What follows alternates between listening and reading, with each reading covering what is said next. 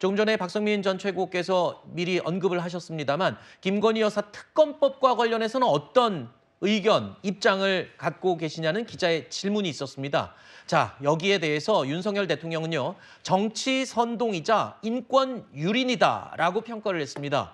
그러면서 사실상 또다시 거부권 행사에 대한 의사를 피력했습니다.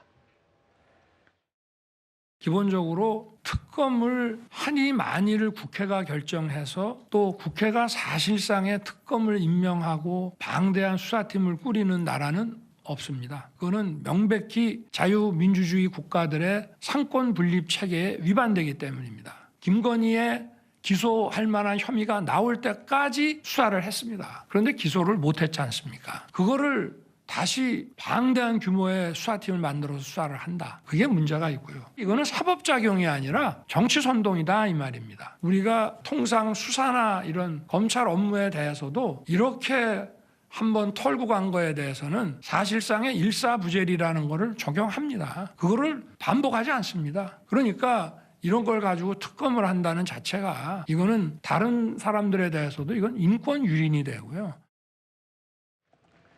자, 야당이 추진하고 있는 김건희 여사 특검법, 이에 대해서는 굉장히 단호하게 이야기를 했습니다. 저 말은 또 국회에 올라오더라도 다시 또 이 거부권 행사를 하겠다라는 뜻으로 읽힙니다. 일단 뭐 그 부분에 대해서는 이미 많이들 예견하셨던 것 아니겠습니까? 새로운 내용은 아니라고 생각이 들고, 그다음에 야당이 어쨌든 여러 가지 특검법에 있어서 야당이 특검 후보를 마음대로 고르는, 그렇게 해서 원하는 결과를 받아들이겠다고 하는 그 특검 법안만큼은 포기하지 않고 있기 때문에 아마 그런 것에 대해서 대통령께서 입장을 밝히신 것으로 그렇게 이해를 합니다. 다만 도이치모터 사안 같은 경우에 지금 고발인들이 항고 예고하고 있지 않습니까? 네네. 그러면 서울고검에서 이제 다시 들여다볼 텐데, 그러면은 그것에 대해서 지금 뭐 한 번 털고 간 것이다, 뭐 사실상의 일사부재리다라고 말씀하신 것에 대해서 법조인들이 어떻게 평가할 것인지에 대해서는 또 법조인들의 의견을 한번 들어봐야 될 것 같다라는 정도로 말씀드리겠습니다. 제가 추가로 조금 말씀드리면 네.